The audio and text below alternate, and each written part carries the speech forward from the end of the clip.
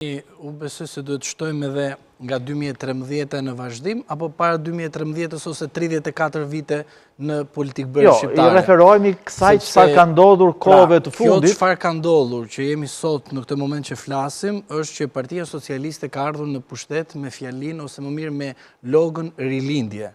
Nga rilindja spostoi dhe përjashtoi të gjithë socialistët të ndershëm dhe ata që kishin një kontribut pranë Partisë Socialiste. Në vijim në 2017, Zoti Rama kujtohet që dështoi me rilindjen dhe u përsëris vendosi Partinë Socialiste në kuadër dhe tha Partia Socialiste.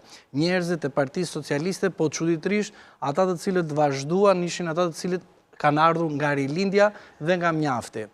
Në vijim, Zoti Rama në 2021 përsëri prishi një kontratë, sepse po me Partinë Socialiste doli, po të gjithë figurat të cilët ai vendosi në krye të vendit, i vendosi përsëri me pëlqimin e tij, po jo me atë kontratën që themi tek qytetarët, që ata të vendosin deputetin dhe deputeti sigurisht duhet të jetë edhe ministër.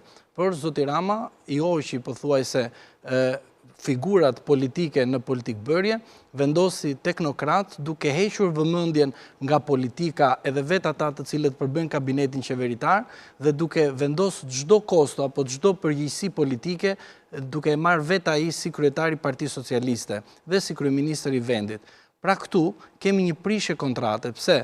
Sepse Zoti Rama duhet të delegojë pushtetin e tij tek ministrat me karakter politik, për shkak se ministri është politikan dhe nuk mund të jetë një teknokrat. Një teknokrat mund të vendoset ku kemi të bëjmë me një qeverisje teknike, pra për arsye që duhet të shmanget politika dhe duhet të vendosin... Për të bërë qefin opozitës. Për të bërë qefin opozitës. Me që zvjen do të pushtet ndryshe, të japin pushtet. Edhe kjo pse jo, por e vërteta është që kontrata është prishur që në 2013, kur Zoti Rama hoqi të gjithë ministrat nga cilësia e deputetit.